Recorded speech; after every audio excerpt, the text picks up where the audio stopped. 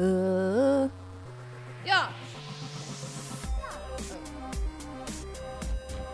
Say yes. Yeah. Yeah. Get it. Aha!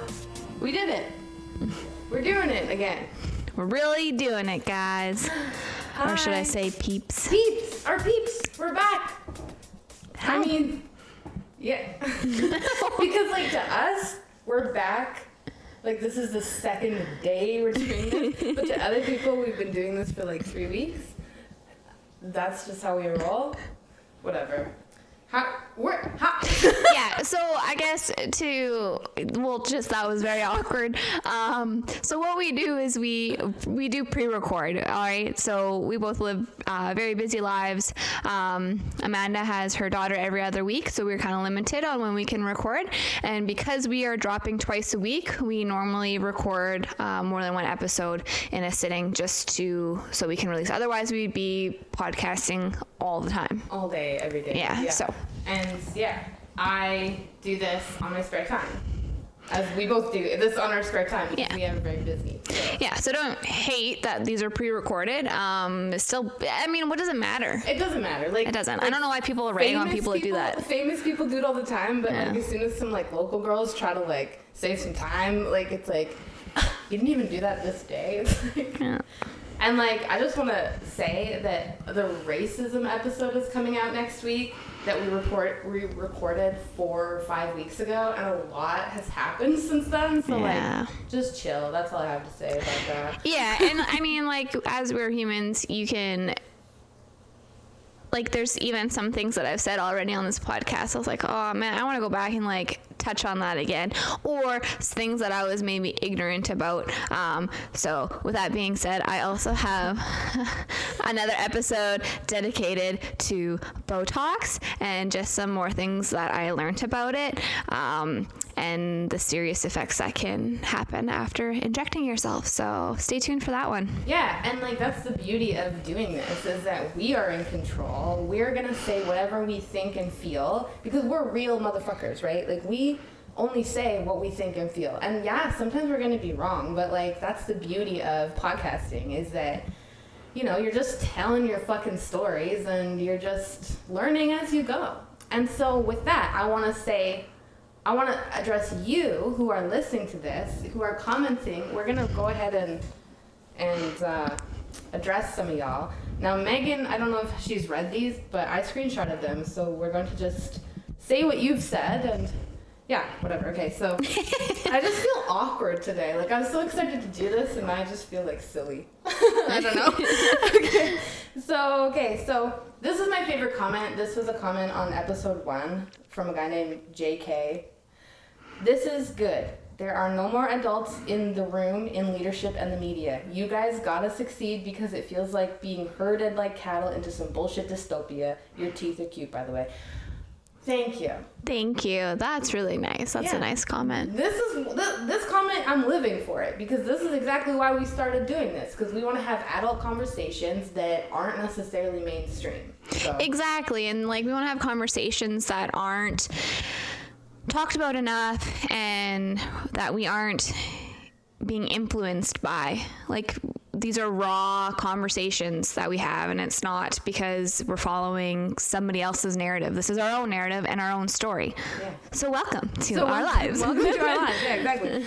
And then John Beebe, I just gotta say, love the enthusiasm. Your support is so appreciated. I smile so big every time I see your name on our stuff. You are our number 1 fan, John Beebe, and this episode is dedicated to you. I just decided right now. So. And he said, Lady Craw. I don't know why we are ladies to him, but I like it. Like, yeah. Lady Craw, Lady Koopa. So, yeah, he liked that Lady Craw dropped a Super Troopers reference, and he's called me a unicorn, thanks. And then, this is why I want to talk about John B, because he's learning from us, and I love that because... So he hasn't drank coffee or caffeine in almost a year. Coffee was giving him anxiety, so he stopped. He rarely eats fast food now. And, I can't say the rest because we don't want to get banned.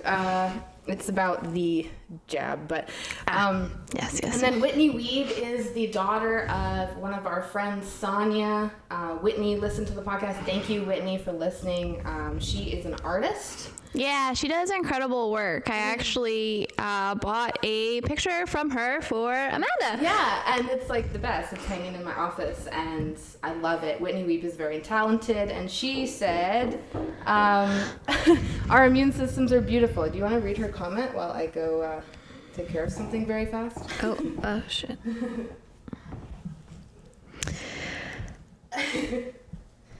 Agree. I had,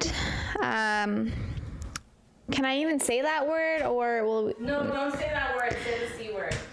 I had the C word, and it was by no means fun, but literally would never get unicorned for it. Our immune systems are beautiful. I got way more sick from some other flu last year when I was drinking a lot and strictly eating McDonald's and other fast foods, as well as on a shitty birth control. I'm down 14 pounds since last year and feel great. COVID is literally so survivable, and people are only getting sicker from the jab. I said the C word. Okay, I can edit it out. It's very easy. Yeah. I can Okay. bleep it. I'll bleep it. You These bleep. are only 20-minute episodes. It's very easy to... Oh, I can't. So then, I think we're going that way, yeah. Yeah.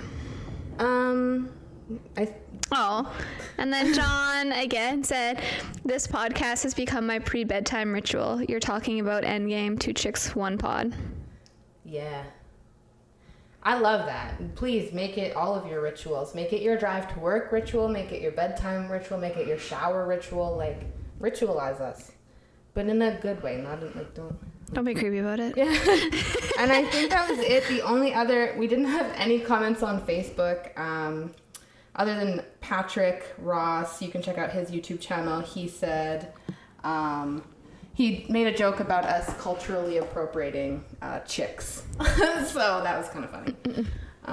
But I guess I just want to say that, yeah, we haven't had a lot of like comments, traction, stuff like that, but we're just starting. It's awesome. If you don't keep going, you won't start growing. I was thinking about that. Yeah, But the other thing with it too is like, yeah, we're doing it because we want to get some information out there, and for some of the people that have been thinking the same things as us. Again, if you have been, feel free to reach out. We're super open to having conversations, and even if you have an opposing opinion. Yeah, I just lost my train of thought there. Also reach out and we'll talk about it. And no hate, no judgment. But mainly, like, we're doing this for ourselves. So, I mean, if we get a bunch of followers, cool. If not, it's going to be so cool to look back and just see our views on things. Yeah, absolutely. Like, I'm not doing it for anything to blow up. I'm literally doing it because these are just our thoughts, our lives, and we're just living them this way now. And this is just cool. Like, yeah, I want to get the information out. I want to talk about the things that are important to us that other people don't talk about. So, yeah. Only criticism is Lady Koopa, your mic keeps cutting out. Yeah, we know. Okay? I'm a one-man editor, okay? I'm working on it. But sometimes I leave it out for a reason, because if you notice that, like, if she's in the middle of a sentence and then I like go off and like yell and say something, I just leave it. Like, I don't need to add that like reaction, because you can like kind of hear it in the background and see it. But yeah, so that's fun. And I just know that a lot of people will look and be like, nobody even likes them. But it's like, we're not doing it to be liked. We are very strong in our opinions. We know this. And again, no hate. We're just saying what we think and feel. Yeah, so. And it's super genuine when you're doing it for yourself rather than doing it for other people, or putting out stuff that you think, you know, oh, we'll talk about this because then people will definitely listen. No, we're going to talk about things that we want to talk about because it's what we want to talk about, not because of other people's opinions or thoughts. And there's plenty of things I'm sure that you and I could talk about that would work as some clickbait, but we'll get there in the future. If we're not feeling it, we're not doing it. Like, you know, I don't know. We have a long road ahead of us. I don't know. Yeah. It's fun. It's fun. Oh, yeah. Okay, yeah, you're right. Look at you. I know. There we go. Okay. Yeah. Okay, yeah. So what else were we going to talk about? Yeah, so we were going to talk about friendships. Oh, yeah. So, do you think that opposite sex can be friends? I think that yes. Like sometimes, right? Sometimes. I know it's a very dodgy subject. I believe that women can have man friends. I believe there are some women who are not capable of that. But I do believe there are many women that are. Yeah, and I think too, like, it comes down to maturity, I guess, would be a good thing. To label it is, like, if you are mature in yourself, and have self-control. I guess self-control would be another one too, but I don't know, so often, like, it's said that, a man and a female can't be friends without some kind of sexual chemistry, and I really don't think that's true. I think, yeah, obviously there is situations where men and women cannot be friends, but there are people out there that do possess a maturity, and it can be platonic friends. I have platonic male friends, and in all honesty, I would trust my male friends more than I would trust some of my female friends. Yeah, because male friends, like, a lot of the male friends I've had, because I'm like this kind of nerdy girl, I've been friends and am friends with a lot of kind of dorky guys who when they go out, they're not out to make themselves into a spectacle, I guess, the way. And I know that I am very capable. I've went out many times just being like, look at me, right? That's, let's be honest. But like you were saying about, there are some women that are really hard to go out with because they seek. Yeah. Not so much like even like they attract it because they are putting out the vibes. Like, going out with a DTF girl can be way more riskier than just hanging out with your bros. Yeah. And it's not shaming anyone at all. It just means that, like, sometimes they can put you in some pretty awkward situations sometimes. Especially if you're not into that kind of thing, we both have friends or mutual people that we know that when they go out for one reason. Yeah, one reason only. They're hunting for D. Yeah, and the next thing you know, you got these men coming, to you and your table or wherever you're out, or back in the day when you're on the dance floor, and because you have one friend that's putting out the vibe, and you're like, no bueno. And it can get really freaking awkward sometimes. Whereas, like, I've gone out with my male friends and I feel, almost even safer sometimes because, you can go out, you can be goofy, you can have a good time, and you don't have to worry about, like, people hitting on you or anything like that. And that's another thing, kind of nice thing when you go out with your guy friends too, is, like, other men think that they don't know that if that's your boyfriend or what the situation is, so they just leave you alone. Yeah, that's my favorite part, is, like, if you're hanging out with a dude, all the other dudes kind of stay away from you. Yeah. Yeah. So, yeah, absolutely. Girls can definitely attract a crowd that you don't want. And, like, as someone who often, like, I've been in relationships my whole fucking life, but, like, as someone who often goes out with just the intent to, like, either dance, have fun, like, I'm never going out to prowl. So sometimes when I would go out with certain women who were, like, literally prowling, it was like, this is uncomfortable. Like, I want to dance. You were put into, like, a super awkward situation when you went on that trip that one time. Yeah. Like, that's, like, yeah, that was not cool. That's a whole nother episode. I want to have her on here to talk about that, actually. We're going to go golfing soon. Oh. So because, yeah, when you don't know kind of the backgrounds of what you're kind of walking into. Yeah. it can ruin your life too. Like, I'll just briefly say that there was a girl who I was going on a trip with. I didn't realize that she had this kind of game plan, and I wasn't involved in the game plan. And then when I found out about the game plan, I looked like a liar to the people that I love, and it was just very uncomfortable for me for a long time. And I had to really like, essentially, like, what it felt like when you told me the story was like you were invited onto a double date that you were unknowingly... I didn't know it was a double date. I thought it was a girls' trip, and then it turned out to be a double date. Yeah. But you weren't into that, and then it became extremely awkward, and the guy was a complete dipshit. Yeah. And didn't respect your decision. Literally made jokes to me the first night about date raping me. Yeah. And taking advantage of me, and I was like, okay, this a way to ruin a trip. And I mean, the situation, it was very complicated. I hold no grudges. Yeah. I just wish I had been more aware walking into what I walked into. Especially because there was other people in my life who was like, hey, this is what I'm doing. Hey, this is what I'm doing. And all of a sudden it was like, okay. And like, and I guess that, like, in her defense, like, she might have initially just seen it like as an innocent thing. Mm-hmm. And maybe because you guys, like, you're friends, but you're not super close. So it's not like she knows details of your life. Yeah. She didn't know what I was in the middle of either. Like, my relationship was volatile at the time, by my own fault. But then that situation just made it even worse.